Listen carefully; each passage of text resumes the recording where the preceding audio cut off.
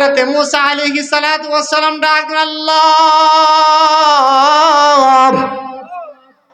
আমাকে আপনি এমন একটা পাওয়ার দেন, স্পেশাল পাওয়ার, যেই পাওয়ারটা পৃথিবীতে আর কেউ পায় নাই। আল্লাহ রাব্বুল আলামিন তৎক্ষণাৎ বলে দিলেন, মূসা তুমি বলো লা ইলাহা ইল্লাল্লাহ, লা ইলাহা ইল্লাল্লাহ। হযরত মূসা আলাইহিস সালাতু ওয়াস সালাম ডাক দেন, আল্লাহ ইলাহা ইল্লাল্লাহ তো সবাই পড়ে, কথা বলেন ঠিক কিনা? ফকির রাস্তায় বসে বলে লা ইলাহা ইল্লাল্লাহ, আমাকে একটা টাকা দিয়ে যান। আলেম মসজিদের মিম্বরে বসে বলে লা ইলাহা ইল্লাল্লাহ। যারা পীরের কাছে মুরিদ হয়ে গেছে তারাও বলে লা ইলাহা ইল্লাল্লাহ। যারা গাড়ি দিয়ে চলতেছে বসে বসে কোনো অযথায় কাজ নাই, তাসবিহ হাতে নিয়ে বলে লা ইলাহা ইল্লাল্লাহ। ও আল্লাহ, সবাই তো সে লা ইলাহা ইল্লাল্লাহ পড়ে। আপনার কাছে আমি চাইতেছি একটা স্পেশাল পাওয়ার, স্পেশাল একটা আমল আপনি আমাকে দিলেন, লা ইলাহা ইল্লাল্লাহ। বুঝলাম না ব্যাপারটা, কথা বলেন ঠিক কিনা?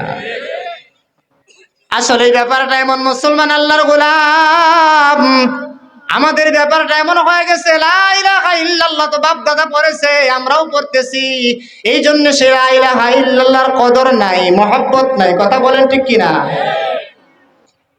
কিন্তু লা ইলাহা ইল্লাল্লাহর কদর তার কাছে আছে যে তার পুরোটা পরিবার হিন্দু, যার পুরোটা পরিবার অমুসলিম। ওই ব্যক্তি লা ইলাহা ইল্লাল্লাহ পাঠ করে, আর আমিও লা ইলাহা ইল্লাল্লাহ পাঠ করি, বেশ কম আছে না নাই? আমি কয়েকদিন আগে একজন নৌ মুসলিমের আলোচনা শুনলাম, বলবো একজন নৌ মুসলিমের আলোচনা শুনলাম। তিনি বলতেছেন, আমি হিন্দু ছিলাম, রব আমাকে তার কুদরতি হাতে ধইরা আমাকে মুসলমান বানায় দিয়েছে। আল্লাহু আকবার। এ দুস্থ আহবাব, আপনারা তো মুসলমান, সবাই মুসলমান, আপনার বাপ মুসলমান, দাদা মুসলমান, পরদাদা মুসলমান, সবাই মুসলমান, এই জন্য আপনি মুসলমান, আপনার কোনো কষ্ট হয় না লা ইলাহা ইল্লাল্লাহ পড়তে। আর আমি লা ইলাহা ইল্লাল্লাহ পাঠ করতে গিয়ে আমার শরীরের জামা কাপড়গুলো খুইলা রেখে দেওয়া হয়েছে, কথা বলেন ঠিক কিনা? নবীজির সাহাবী একজন নবীজির হাতে মুসলমান হয়ে গেছে। এই সাহাবী মুসলমান হওয়ার পরে তার বাড়িতে চলে গেছে। নবীজি বলছেন, তুমি তোমার বাড়ি থেকে লা ইলাহা ইল্লাল্লাহ প্রকাশ করিও না, হয়তোবা তোমার উপরে টর্চারিং করা হতে পারে, তোমাকে আঘাত দেওয়া হতে পারে, মারপিট করা হতে পারে, তুমি লা ইলাহা ইল্লাল্লাহ প্রকাশ্যে বলিও না। এরপরে ওই সাহাবী ইশক এসে গেছে, আল্লাহর মহব্বত এসে গেছে তার অন্তরের ভিতরে, যেমন বেলাল রাদিয়াল্লাহু তাআলা আনহু ইশক এসে গেছে, বলে লা ইলাহা ইল্লাল্লাহ, বলেন না লা ইলাহা ইল্লাল্লাহ। ইশক এসে গেছে। হযরত আবু বকর, হযরত ওমর রাদিয়াল্লাহু আনহু পাশে যাইতেছেন, কানাকানি বলতেছেন, বেলাল রে তুমি লা ইলাহা ইল্লাল্লাহ আর আহাদ শব্দটা তুমি জোরে বইলো না, আস্তে আস্তে বইলো, যাতে করিয়া উমাইয়া তোমাকে তার আযাব থেকে মুক্তি দিয়ে দেয়। হযরত বেলাল রাদিয়াল্লাহু তাআলা আনহু ডাক দিয়ে, আবু বকর, ওমর, আমি কাকে ভয় করব? আমি কি উমাইয়া ইবনে খালদকে ভয় করব, না আমার রব আল্লাহকে ভয় করব? বলেন কাকে ভয় করব? জোরে বলেন কাকে?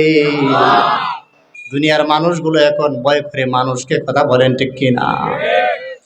অথচ রব ডাক দিয়ে বলতেছে, আমাকে যারা ভয় করার মতো ভয় করবে, আমি রব তাদেরকে দুনিয়াতেও আশঙ্কা মুক্ত রাখবো, কবরে আসার সঙ্গে সঙ্গে জান্নাতের বিছানা বিছায়া দিব। বলেন সুবহানাল্লাহ। ফাফরিশুহু মিনাল জান্নাহ ওয়া আলবিসুহু মিনাল জান্নাহ ওয়াফতাহু লাহু বাবান মিনাল জান্নাহ। আল্লাহু আকবার।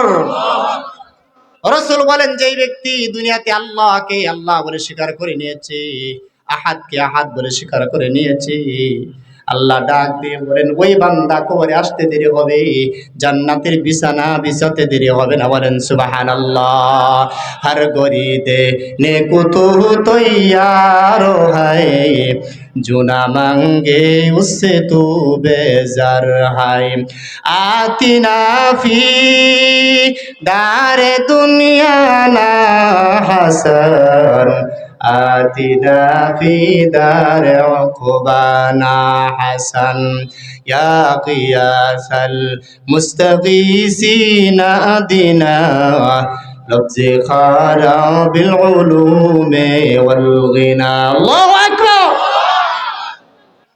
এ মুসলমান আল্লাহর গোলাম কোন নবীর উম্মত হয়েছি আমরা জানি না আপনি আমার নবী মায়ার নবী মহব্বতের নবী দয়ার নবী যে নবীর উম্মত হযরতে বেলাল রাদিয়াল্লাহু আনহু ডাক দিয়ে বলতেছেন হে উমর আবু বকর আপনারা আমাকে বলেন আমি আস্তে আস্তে আহাদ বলতে যাতে করে উমাইয়া ইবনে খালফ আমাকে মুক্তি দিয়ে দেয় আমাকে নাজাত দিয়ে দেয় ওমর ও আবু বকর শুনেন ওরা যখন আমার বুকের উপরে পাথর দিয়া চাপা দেয় ওরা যখন আমাকে উত্তপ্ত মরুভূমির বালুর উপরে শোয়া দেয় আর বলে ছেড়ে দে তোর লা ইলাহা ইল্লাল্লাহ ছেড়ে দে তোর আহাদ এই শব্দটা ছেড়ে দে জিকির ছেড়ে দে কিন্তু ওরা যখন আমার বুকের উপরে চাপা দেয় আর গরম যখন আমার পিঠের মধ্যে লাগতে থাকে তখন আমার রব আমার সামনে জান্নাত তুলে ধরে বলেন সুবহানাল্লাহ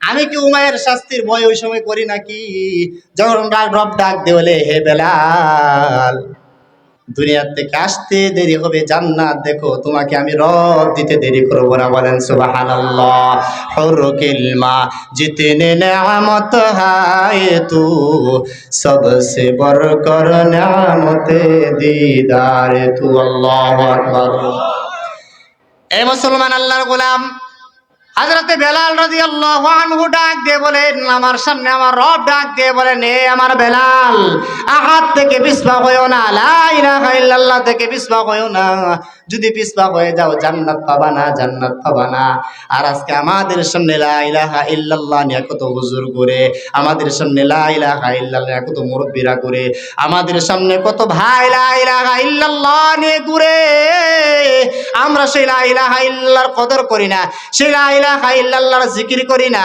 সেই লা ইলাহা ইল্লাল্লাহকে দাম দিতে চাই না অথচ হযরতে বেলাল রাদিয়াল্লাহু তাআলা আনহু যিনি একদম খাটো ছিলেন যার চেহারা ছিল না যার কোনো ছবিও ছিল না যার শরীরটা কালো ছিল নাকটা বুসা ছিল একদম গোলাম পরিবারের মানুষ ছিলেন কিন্তু আল্লাহ রাব্বুল আলামিন হযরতে বেলালকে এমন ভাবে কবুল করে নিছে যে বেলালের আযান আল্লাহর আরশে আজিম পর্যন্ত পৌঁছে যায় একটু আস্তে সুবহানাল্লাহ বলেন একটু জোরে সুবহানাল্লাহ বলা যাবে না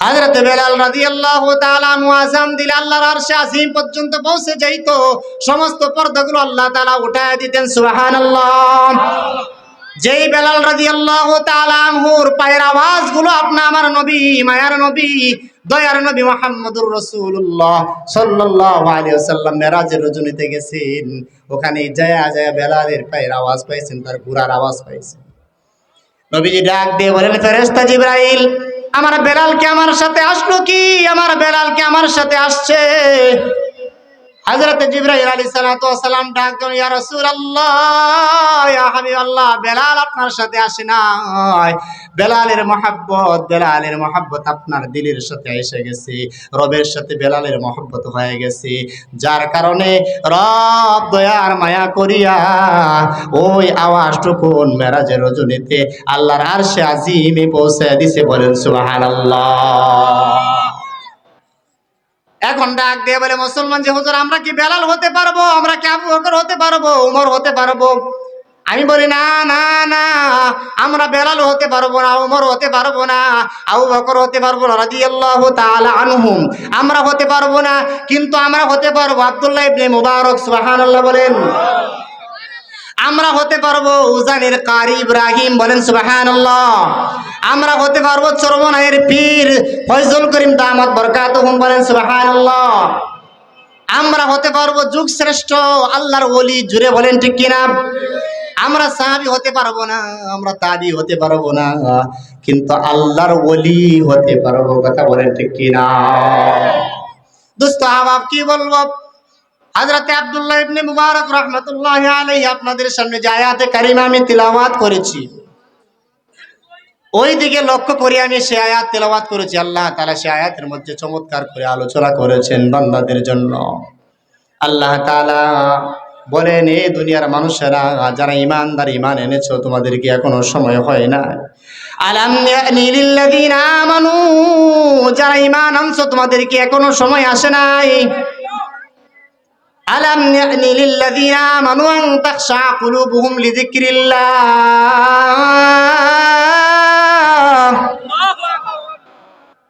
তোমাদের কি এখনো সময় হয় নাই রবের জিকিরে, রবের ভয়ে, রবের স্মরণে তোমাদের দিলগুলো প্রকম্পিত হবে, তোমাদের দিলগুলো একদম ভয়ে কাঁপতে থাকবে, থরথর করতে থাকবে? এখনো কি তোমাদের সময় হয় নাই? সময় হয় না। আন তাখশা কুলুবুহুম লিযিকরিল্লাহি ওয়া মা নাযালা মিনাল হক, যা রব নাজিল করেছেন হক হিসাবে আপনা আমার নবী মুহাম্মদুর রাসূলুল্লাহ সাল্লাল্লাহু আলাইহি ওয়াসাল্লামের কথা বলেন ঠিক কি না? দোস্ত আহবাব বলতেছিলাম, হযরতে আব্দুল্লাহ ইবনে মুবারক রাহমাতুল্লাহি আলাইহি তার প্রথম জিন্দেগিটা ভালো ছিল না। তিনি বুজুর্গ হয়েছেন, হাদিসের হাফেজ হয়েছেন অনেক পরে। কিতাবের মধ্যে রেখে হযরতে আব্দুল্লাহ ইবনে মুবারক রাহমাতুল্লাহি আলাইহি অনেক ধন সম্পদের মালিক ছিলেন, অনেক প্রাচুর্যতা আল্লাহ তাআলা তাকে দান করেছিলেন। আল্লাহ তাআলা হযরতে আব্দুল্লাহ ইবনে মুবারক রাহমাতুল্লাহি আলাইহি কে আল্লাহ তাআলা এমন কিছু স্পেশাল পাওয়ার দান করেছেন, এমন ধন সম্পদ দান করেছেন, যেগুলো নিয়ে তিনি একদম ব্যস্ত ছিলেন, দুনিয়ামুখী হয়ে গিয়েছিলেন। তার ছোট ছোট সুন্দর সুন্দর কিছু খাস কামরা ছিল। একটা বাগান ছিল তার, ফুলের বাগান, ফলের বাগান। যেই ফলের বাগান আর ফুলের বাগানের মাঝখান দিয়ে সুন্দর সুন্দর নহরগুলো কাইটাতে সুন্দর করে সাজাইছেন। আল্লাহু আকবার বলেন। যে নহরগুলো দেখতে কত সুন্দর, আমাদের যখন রাস্তাঘাটে আমরা চলি সুন্দর সুন্দর মানুষেরা কিছু হাউস করে রাখে কি রাখে না বলেন? কত সুন্দর লাগে। হযরতে আব্দুল্লাহ ইবনে মুবারক রাহমাতুল্লাহি আলাইহি তিনি সুন্দর করে একটা স্পেশাল বাগান তৈরি করেছেন। সপ্তাহে একবার সেই বাগানের ভিতরে পৌঁছেন, ওখানে যাইয়া তিনি আড্ডা দেন, আলোচনা করেন, নর্তকী নিয়ে যান, গান গান আরাম করে সেখানে শ্রবণ করেন। এখন আব্দুল্লাহ ইবনে মুবারক মুবারক হয় না, জুড়ে বলেন সুবহানাল্লাহ। হযরতে আব্দুল্লাহ ইবনে মুবারক আল্লাহর বান্দা, তার প্রতিনিয়ত অবস্থায় যে কাজ তিনি করেন সে অবস্থায় ওই দিনও, ওই সপ্তাহের ওই দিন ওই বাগানের মধ্যে চলে গেছেন। এই বাগানে চলে যাওয়ার পর নর্তকীরা তার সামনে গান গায়, নাচানাচি করে, তার মন ভালো লাগে। জোরে বলেন ঠিক কিনা? আমাদের সমাজের ভিতরে নর্তকী নাচানাচি করে মুরব্বীরা চেয়ে চেয়ে দেখে আসে না নাই? যুবকেরা চেয়ে চেয়ে দেখে আসে না নাই? অথচ আল্লাহ তাআলা বলেন, হে যুবক তুমি কোথায় আছো? ওয়া হুরুন আইন,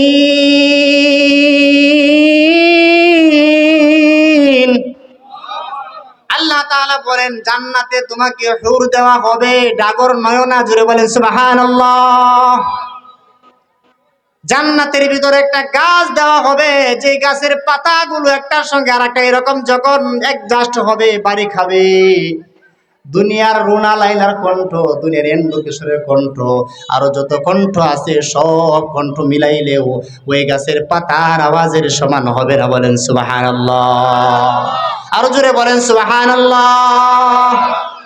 আমরা তো সেই জান্নাতের আশায় আছি, কথা বলেন ঠিক কিনা? এই বুক বিলাসের জায়গা দুনিয়া নয়। আল্লাহ তাআলা ডাক দিয়ে বলেন, আমার বান্দা বান্দিরা, দুনিয়ার জমিনটা বুকের জায়গা নয়, দুনিয়ার জমিনটা ত্যাগের জায়গা। কথা বলেন ঠিক কিনা? যারা এই দুনিয়ার জমিনকে ত্যাগ করিয়া অল্প সময় আল্লাহকে দিয়া গেছে, তারা কবরের জগতে আরামের ঘুম ঘুমাইছে, তাদের জন্য আল্লাহ তাআলা জান্নাতি হুরের ব্যবস্থা করে দিয়েছে। বলেন সুবহানাল্লাহ। হযরত আব্দুল্লাহ ইবনে মুবারক রাহিমাহুল্লাহ তাআলা যার কথা বলতেছিলাম মনে আছে তো? আমাদের যুবকেরা মোবাইলের ভিতরে মোবাইল দিয়ে দিয়ে সারাদিন নাচ গান দেখে সব কিছু দেখে। ওই যুবকের কি মনে চাই না জান্নাতের হুরের কথা? ওই যুবকের কি মনে চাই না জান্নাতের সুন্দর সুন্দর ছোট ছোট বালকের কথা? ওই যুবকের কি মনে চাই না জান্নাতের দুধের নহরের কথা? ওই যুবকের কি মনে চাই না জান্নাতে মধুর নহরের কথা? ওই যুবকের কি মনে চাই না জান্নাতে স্বচ্ছ পানির নহরের কথা? জোরে বলেন সুবহানাল্লাহ। আল্লাহ তাআলা তো আলোচনা কইরা বইলা দিছেন, এ দুনিয়ার বান্দা বান্দিরা, আমি আল্লাহ তোমাদেরকে জান্নাতের ভিতরে 3টা নহরের ব্যবস্থা রাখছি। কয়টা নহর জুড়ে বলেন? কয়টা নহর? 3টা নহরের ব্যবস্থা রাখছি। একটা হবে দুধের নহর, আরেকটা হবে মধুর নহর, আরেকটা হবে শরাবের নহর। জোরে বলেন সুবহানাল্লাহ। এই নহরগুলো এমন সুন্দর হবে, যার পানিগুলো চমৎকার হবে, সুন্দর হবে। কেমন সুন্দর হবে জানুনি? আমাদের এই যে মসজিদের মধ্যে থাই গাছ লাগানো আছে না নাই? জোরে বলেন আছে না নাই? মাঝে মধ্যে ওই গ্লাসগুলোর সামনে গেলে চেহারাটা কি বিভৎস চেহারা মনে হয়, এমনও গ্লাস আছে না নাই? দুনিয়ার এই গ্লাসের মধ্যে আমার চেহারা সুন্দর দেখাও যাইতে পারে, অথবা নাও দেখা যাইতে পারে। আল্লাহ রব্বুল আলামিন ডাক দিয়ে বলেন, জান্নাতের যে দুধের নহরটা হবে, দুনিয়ার দুধের মধ্যে তুমি মুখ লাগাইলে তোমার মুখ দেখা যাবে না, কিন্তু জান্নাতের দুধের নহরের মধ্যে গিয়ে যখন তুমি উকি দিবা, দেওয়ার সঙ্গে সঙ্গে তোমার ছবিটা ওই জান্নাতের দুধের নহরে ভেসে যাবে। সুবহানাল্লাহ। এই জান্নাতের কথা যুবকের খবর নাই, ওই জান্নাতের কথা যুবকের খেয়াল নাই। যুবক বসে গেছে মোবাইল নিয়ে। কথা বলেন ঠিক কিনা? আসার সময় দেখছি এক মসজিদের মধ্যে নামাজ আদায় করছি। আজকে শুক্রবার দিন আসরে নামাজের পরে নবী বলেন, যেই ব্যক্তি আসর নামাজের পরে শুক্রবার দিন দোয়া করবে, ওই দোয়াটা আল্লাহ কবুল করেন। সুবহানাল্লাহ বলেন। এই হাদিস শোনার পরে একজন বলে, রাসূল বলেছেন আসরের সময় যদি কোনো ব্যক্তি শুক্রবার দিনে আসরের সময় দোয়া করে, সূর্য ডুবে ডুবে অবস্থায় দোয়া করে, আল্লাহ তাআলা দোয়া কবুল করেন। এক বেচারা দুনিয়া লুবি মানুষ রাসূলের ওইটাকে পরীক্ষা করার জন্য এক টুকরা মাটির সামনে নিয়ে দাঁড়ায় বলে, আল্লাহ আমার এই মাটিটাকে আপনি স্বর্ণ বানায়া দেন। এমন লুবি আছে না নাই? দুনিয়া তালাশ করে। রাসূল বলেছেন দোয়া করলে কবুল হয়। এই বেটা তো ঠিকই বুদ্ধি করেছে, আসলে তো দোয়া কবুল হয়। এই দোয়াকে আমি কাজে লাগাই দিই, দুনিয়ার কাজে লাগাই দিই। আমি তো গরিব মানুষ, মাটি যদি আমার সোনা হয়ে যায় তাহলে তো আমি বাবা হয়ে গেলাম। কথা বলেন ঠিক কিনা? যেটাকে বাংলাতে বলা হয় আঙ্গুল ফুলে কলা গাছ। বেচারা বলতেছে যে আল্লাহ আপনি আমার ওই মাটিটাকে স্বর্ণ বানায় দেন, স্বর্ণ বানায় দেন, স্বর্ণ বানায় দেন। কারণ আপনার হাবিব বলেছেন এই সময় দোয়া করলে নাকি দোয়া কবুল হয়। আল্লাহ আপনার হাবিবের কথা অনুযায়ী আপনার কাছে বলছি, আপনি আমার মাটির দোয়াটাকে স্বর্ণ বানায় দেন। আল্লাহ পারেন কি পারে না? আর জোরে বলতে হবে, পারেন কি পারে না? আল্লাহ কি বুশের কাছ থেকে ক্ষমতা নিতে পারেন কি পারেন না? আল্লাহ বেঈমানদের কাছ থেকে ক্ষমতা নিতে পারেন কি পারেন না? ঈমানদারের হাতে আল্লাহ তাআলা ক্ষমতা দিতে পারেন কি পারেন না? খেলাফত আল্লাহ তাআলা দান করতে পারেন কি পারেন না? এই ক্ষমতা কার? জোরে বলেন। কুলিল্লাহুম্মা মালিকাল মুলকি তুতিল মুলকা মান তাশা ওয়া তানজিউল মুলকা মিম্মান তাশা ওয়া তুইজ্জু মান তাশা ওয়া তুযিল্লু মান তাশা বিয়াদিকাল খায়র ইন্নাকা আলা কুল্লি শাইইন কাদির।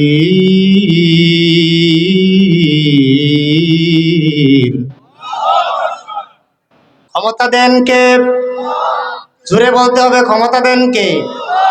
ক্ষমতা ছিনায় নেন কে? এজন্য ক্ষমতা পায়া লাভ দেওয়া যাবে না। কথা বলেন ঠিক কিনা? যারা এই ক্ষমতা পেয়ে দুনিয়ার জমিনে লাফালাফি করেছে, আল্লাহ তাআলা তাদেরকে নিস্তেনাবুদ করে দিয়েছেন। কথা বলেন ঠিক কিনা?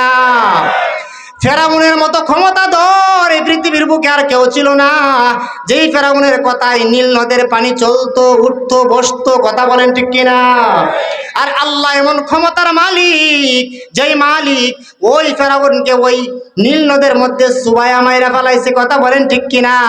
আল্লাহ ডাক দিয়ে বলেন, এ দুনিয়ার মানুষেরা কিয়ামত পর্যন্ত এটা নিদর্শন, তোরাও যদি ক্ষমতা পায়া নাচানাচি করো, আমি আল্লাহকে ভুইলা যাস, তাইলে ফেরাউনের যে দশা হয়েছে, নমরুদের যে দশা হয়েছে, এর চেয়ে বেশি হবে না তোরটা। কথা বলেন ঠিক কিনা? তো আমরা রব কাকে মানবো? জোরে বলেন। আরেকটু জোরে বলেন, কাকে? দোস্ত আহবাব, বলতেছিলাম যুবক বসে গেছে মোবাইলের সামনে, যুবক বসে গেছে টিভির সামনে, যার কারণে জান্নাতের কথা তার আর খবর নাই, জান্নাতের নাজ ও নিয়ামত তার কাছে আর নাই। অথচ রব প্রতিনিয়ত ডাক দিয়ে বলে, হে যুবক আয় আয় আয় আয় আয়, আমি আল্লাহর কাছে আয়, আমি আল্লাহর কাছে যা চাবি আমি আল্লাহ তোকে দিতে দেরি করবো না। বলেন সুবহানাল্লাহ। বলেন যে এই লোকটা দাঁড়ায় দাঁড়ায় বলতেছে, আল্লাহ আপনি আমার এই মাটিটাকে স্বর্ণ বানায় দেন। মনে আছে তো? মনে না থাকলে কিন্তু বড় সুন্দর হবে না। বলতেছে আল্লাহ আপনি আমার এটাকে স্বর্ণ বানায়া দেন, স্বর্ণ বানায়া দেন, স্বর্ণ বানায়া দেন। বাঙালি কিন্তু জাতে মাতাল তালে ঠিক, কথা বলে ঠিক কিনা? বাঙালি জাতে মাতাল তালে ঠিক। এদিকে আবার হুঁশ আছে। যদি বলা হয় নামাজ আদায় করেন, আমি নামাজ রোজা কিচ্ছু বুঝি না, বুঝু রাখতে পারি না, কথা বলেন ঠিক কিনা? নামাজ কি পড়বো? বলেন যে আমি তো আলহামদুলিল্লাহ সূরা শুদ্ধ করে পড়তে পারি, নামাজ কি পড়বো? আমার তো আত্মা হয়তো সুন্দর না, আমার তো দোয়া কোন সুন্দর না, এটা বুঝে না। কিন্তু যদি বলা হয় চাচা আপনার সামনে তো 1.5 কাঠা জমির একটা পর্চা চলে আসছে, এটা আপনার নামে, কই দাও দাও দাও, আছে না নাই? ফর্সা পাইছে, ওখানে চিন্তা করে দেখি জমির নামে পাই। এখন চোখে দেয় না, চোখের মধ্যে কি দেওয়া, চশমা দেওয়া, পড়তে পারে না। নিয়ে গেছে নিজের পোলার বউয়ের কাছে, দেখো তো তুমি তো পড়ালেখার মানুষ, এটা নাকি আমার নামে কিছু জমি আসে দেখো। বউ কয় হ আব্বা আপনার নামে তো আইসে, ওই এটা আপনি পাইবেন কয়দিন পরে। কি কি কি লাগবো? কিছু টাকা খরচ করা লাগবো। খুশিতে অন্তরটা বাক বাক হয়ে গেছে, কথা বলেন ঠিক কিনা? এরপরও বিশ্বাস হয় না, না জানি পায় কি পায় না। আবারও লয়ে গেছে ছেলের কাছে, ইয়া কয় বাবা বৌমা তো বইলা দিছে যে আমার নামে নাকি জমি পাওয়া গেছে, আমার তো বিশ্বাস হইতেছে না, তুমি কি কও? ফোলা কয় হ্যাঁ আব্বা আপনার নামে তো জমি আসছে। এরপরেও দৌড়া লয়ে গেছে ছোট ভাইয়ের কাছে, কয় এটা উকিল ব্যারিস্টার মুক্তার, এটা কাগজপত্র লেখে এটা বেশি জানে, এটার কাছে লয়ে গেছে। যাওয়ার পরে কয় হ্যাঁ চাচা আপনি জমি পাইবেন। কয় এখন বিশ্বাস হয়েছে, কয়জনের কাছে গেলে পরে? কয়জনের কাছে গেলে পরে? তাহলে আমি বলছিলাম যে বাঙালি জাতে মাতাল তালে ঠিক, কথা ঠিক আছে তো? আখেরাত বুঝে না, আখেরাতের বেলায় সে অন্ধ, আত্তাহিয়াতুর বেলা বন্ধ, দোয়ায়ে কুনুদের বেলা বন্ধ, আলহামদুলিল্লাহর ব্যাপারে অন্ধ, ইসলামের ব্যাপারে অন্ধ, জমির ব্যাপারে সচেতন, কথা বলেন ঠিক কিনা? দোকানের ব্যাপারে সচেতন, দোকানের টিভির ব্যাপারে সচেতন। হয় বলা এই যে দোকান দিছো, এই দোকানের ভিতরে যে একটা টিভি উড়াইতেছো না, তোমার দোকানে তো বিক্রি হবে না, কথা বলেন ঠিক কিনা? অথচ লাডি ভোট দিয়া হাঁটে। কিন্তু ফুলারে উপদেশ দেয় যে তোমার দোকানের ভিতরে যদি টিভি না দাও লোক জমবে না, আর তোমার দোকানে বিক্রিও হবে না, কেউ তোমার দোকানে চা খাইতেও আসবে না। আছে না নাই? এই জন্যে বলি ইসলাম বুঝতে চাই না, কোরআন বুঝতে চাই না, কোরআন শিখতে চাই না। আসরের সময় দোয়া কবুল হয় বলতেছিল, এক বেচারা ওই মসজিদের মধ্যে নামাজ আদায় করছি, দেখছি আসরের পরে ওই বেচারা বসে বসে কোরআনে কারীম তেলাওয়াত করতেছে। আল্লাহু আকবার বলেন। এখনো এমন যুবক আমার সমাজে আছে, আমার দেশে আছে, যার কারণে আল্লাহ রাব্বুল আলামিন আসমান থেকে রহমত নাজিল করেন, বলেন সুবহানাল্লাহ। আজকে যদি সব যুবকেরা আসরের পরে সূরাতুল কাহাফ নিয়ে বসে পড়তো মসজিদের কোণার মধ্যে, সব যুবকেরা যদি লা ইলাহা ইল্লাল্লাহর জিকির নিয়ে বসে পড়তো মসজিদের কোণাতে, আসরে জামাত হয়ে গেছে। যুবক যদি মসজিদের কোণায় গিয়ে বলতো লা ইলাহা ইল্লাল্লাহ অথবা সূরাতুল ফাতিহা পড়া দুইটা হাত তুলে আল্লাহর দরবারে কান্তর বলতো আল্লাহ, বলেন আল্লাহ আমার মা দুনিয়াতে বেঁচে নাই, আমার বাবা নাই, আল্লাহ জানি না মায়ের কি অবস্থা, বাবার কি অবস্থা। আল্লাহ গো তোমার হাবিব বলেছেন এই সময় নাকি দোয়া করলে দোয়া কবুল হয়। ও আল্লাহ তোমার কাছে দোয়া করে আমার মাকে মাফ করে দাও। রাসূল বলেন যে সন্তান তার মার জন্য দোয়া করেছে, বাবার জন্য দোয়া করেছে, ওই সন্তানের দোয়াটাকে আল্লাহ তাআলা আসমানের সাজের উপরে উঠায় আনেন। আল্লাহু আকবার। আসমানের সাজের উপরে উঠায়া বিদ্যুৎ গতিতে আল্লাহ তাআলার আরশে আজিম পর্যন্ত পৌঁছে আল্লাহ তাআলা তার দোয়াটাকে কবুল করিয়া তার মা বাবার কবরের ভিতরে জান্নাতের বিছানা বিছায়া দিয়ে বলেন সুবহানাল্লাহ। কিন্তু মুসলমান আল্লাহর গোলাম আমরা তো এটা করতে রাজি না। ভাড়াটিয়া হুজুর তো আমাদের আছে, এই সমস্যা কি? আমি সূরাতুল ফাতিহা না পারলে কি হবে? মসজিদ ইমাম সাহেব তো পারে, কথা বলে ঠিক কিনা? ইমাম সাহেবকে ভাড়া করে নেবে 200 টাকা 500 টাকা, বলবে যে হুজুর আমার মাকে একটু বাবার জন্য একটু দোয়া করে দিন, 500 টাকা দিয়ে দিব, বাস হুজুর দোয়া করে দিয়ে আসছে। এর দোয়া আর ছেলের দোয়া বেশ কম আছে না নাই? মসজিদের ইমাম সাহেব যত বড় বুজুর্গ হোক, যত বড় আলেম হোক, তার দোয়া তার মায়ের জন্য ঠিক আছে, কিন্তু আরেকজনের জন্য এটা কবুল হতে দেরি হবে। কথা বলেন ঠিক কিনা? আর নিজের ছেলে মেয়ে যদি আল্লাহর কাছে দোয়া করে যে বলে, আল্লাহ আমার মাকে মাফ করে দেন, বাবাকে মাফ করে দেন, আমার রব ডাক দিয়ে বলেন, আমার কুদরতি অন্তরের মধ্যে জোশ পড়িয়া যায়, আমার বান্দা বান্দিদের দোয়ার খাতিরে তার মা বাবার কবরকে আমি জান্নাত বানায় দিই। বলেন সুবহানাল্লাহ।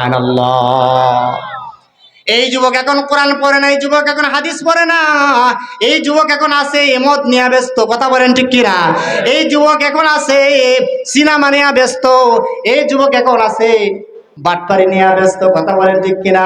এই জন্য যুবক ভাই, দুইটা হাতের মধ্যে দুইটা পায়ের মধ্যে ধরে বলি, আমিও তোমার মতো যুবক, আমি চাইলে তোমার মতো দাড়ি কাইটা ঘুরতে পারতাম, আমি চাইলে যদি ভ্যান গাড়ি চালাই এরপরেও আমি মাসে 30,000 টাকা কামাইতে পারবো। কথা বলেন ঠিক কিনা? আমি যদি চাই এখন ঝালমুড়ির ব্যবসা করতে, আমি 30,000 নয় 50,000 কামাইতে পারবো। কথা বলেন ঠিক কিনা? এরপরেও আমি ওখানে যাই না কেন রে বাবা ভাই? কেন যাই না জানো নি? কারণ আল্লাহ বলেছেন, দুনিয়াতে যারা আল্লাহ তাআলা ইলম শিখেছে, কোরআন শিখেছে, যারা আল্লাহর পথে থাকবে, আল্লাহ তাআলা তাদেরকে দুনিয়াতে মাফের ঘোষণা দিবে, আখিরাতে তাদেরকে চিরতরে মাফ করে জান্নাত দিবে। বলেন সুবহানাল্লাহ। তো বলতেছিলাম দোস্ত আহবাব, এই যে বেচারা বুদ্ধি করছে, দুনিয়ার বুদ্ধি, কয় যে দেখি মাটিটা কি মনে আছে তো? বলবো না, শেষ করে দিব? আমার টিকিট কিন্তু এসে গেছে, আমি আর 15 মিনিট আলোচনা করবো ইনশাআল্লাহ, পরে আমি চলে যাব, আপনারা বললেও না বললেও ইনশাআল্লাহ। তো বলতেছিলাম দোস্ত আহবাব, সামনে ওই মাটির দলা দিচ্ছে, দিয়া কয়, আল্লাহ আমার মাটির দলাকে স্বর্ণ বানায় দাও, স্বর্ণ বানায় দাও। মাটির দলা তো স্বর্ণ হয় না, বেচারা অস্থির হয়ে গেছে। আমরা ধৈর্য সারা না ধৈর্যওয়ালা? সবাই বলেন ধৈর্যওয়ালা না ধৈর্য সারা? ধৈর্য সারা। কই দেখছি হুজুরের কাছে গেছি, পানি ভরা আনছি, আমার মা মারে খাওয়াইছি, মা ভালো হয়েছে না, আমার পেট ব্যথা ভালো হয়েছে না, এটা কি আর পানি ভরা দিল হুজুরে? কথা বলেন ঠিক কিনা? আবার এই লোকটার কাছে, ডাক্তারের কাছে গিয়ে 5,000 টাকার ওষুধ এনে খাওয়াইছে, 1 মাস কোনো কাজ হয় নাই, ডাক্তার একটা গালিও দেয় নাই। কথা বলেন ঠিক কিনা? হেনে 5,000 টাকা দিয়ে আসছে, অসুখ ভালো হয় না, ডাক্তারকে গালি দেয় নাই। হুজুরের কাছে মাত্র পানি ভরা আনছে, টেহাও দেয় নাই, এমনি গালি পানি ভরা নিয়ে আইছে, ভালো হয় না দেখে হুজুরে গালি দেয়। কথা বলেন ঠিক কিনা? এই দেশের মধ্যে কিসের আশা করা যাবে? আল্লাহ আমাদেরকে বুঝ দান করেন, বলেন আমিন। বলতেছিলাম দোস্ত আহবাব, এই লোকটা বলতেছে, আল্লাহ আমার ওই মাটিটাকে স্বর্ণ বানায় দেন, স্বর্ণ বানায় দেন।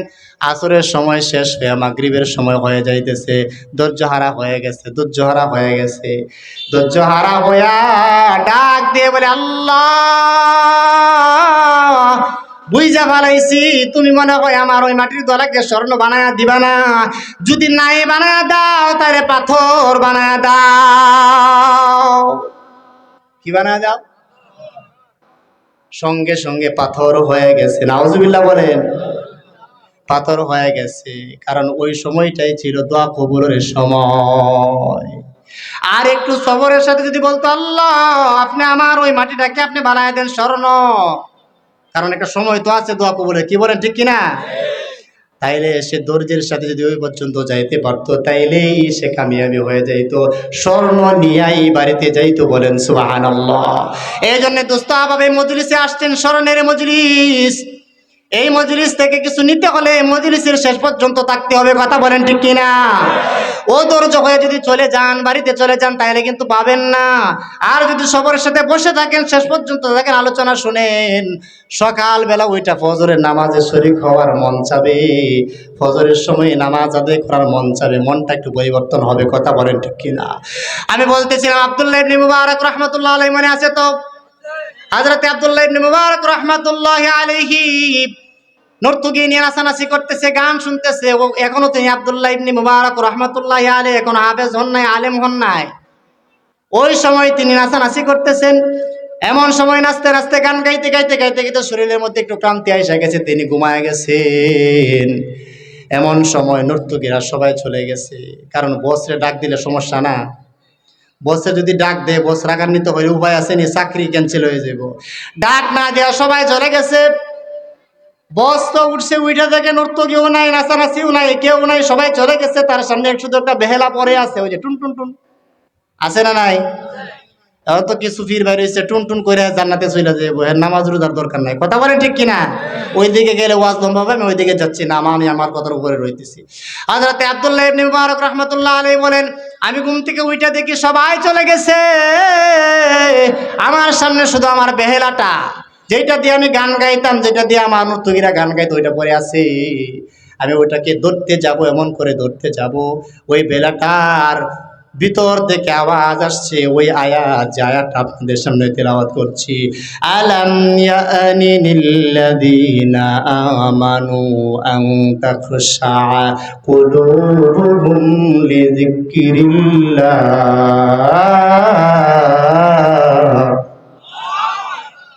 বেলা যখন আওয়াজ দিয়েছে, আল্লাহর আয়াত তেলাওয়াত করে, বলতেছে হুজুর বেলা আবার আল্লাহর আয়াত তেলাওয়াত করে কেমনে? আমরাও তো বম মারলেও পারি না। কথা বলেন ঠিক কিনা? আমরা এমন মানুষ কিছু কিছু আছি, কোরআনে কারিমের তেলাওয়াত কি জিনিস সেটা বুঝিওই না, তাহলে তেলাওয়াত করবো কোন দিক দিয়ে? তাহলে আমরা মানুষ হয়ে পারি না, আবার বেলা পারে কেমনে? আল্লাহ পারাইলে পারে। কথা বলেন ঠিক কিনা? আল্লাহ পারাইলে পারে। আল্লাহ যদি মাটিকে বলে, হুকুম করে, মাটির জবান খুলে কি খুলে না? গাছের জবান আল্লাহ খুলাইলে খুলে কি খুলে না? রসুলের সঙ্গে গুই সাপে কথা বলছেন কি বলেন নাই? বলাইছেন কে? তাইলে বেহেলার মধ্যে আল্লাহ তাআলা আওয়াজ তুলে দিয়েছেন ওই আয়াত। হযরত আব্দুল্লাহ ইবনে মুবারক রাহমাতুল্লাহি আলাইহি ভিতরে ভয় চলে গেছে, হায় হায়, এটা তো আর কিচ্ছু না, আল্লাহর পক্ষ থেকে আমাকে ইলহাম করা হচ্ছে, আল্লাহর পক্ষ থেকে আমাকে সতর্ক করা হচ্ছে।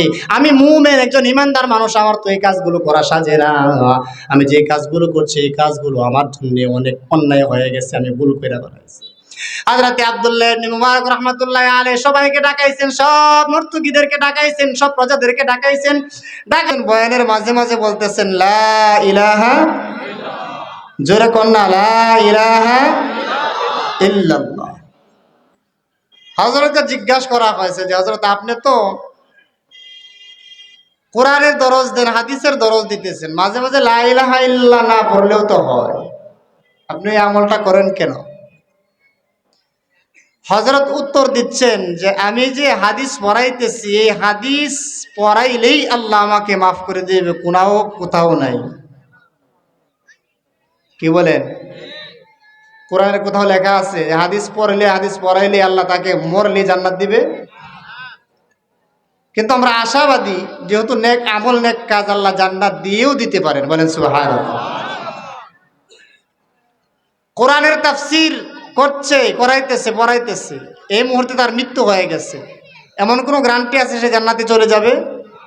আমরা আশাবাদী জান্নাতে যাইতেও পারে, যেহেতু নেক আমল। কথা বলেন ঠিক কিনা? হযরত বলেন যে লা ইলাহা ইল্লাল্লাহ এটা এমন একটা আমল, রাসূল বলেন মান ক্বালা লা ইলাহা ইল্লাল্লাহ দাখালাল জান্নাহ। সুবহানাল্লাহ বলেন।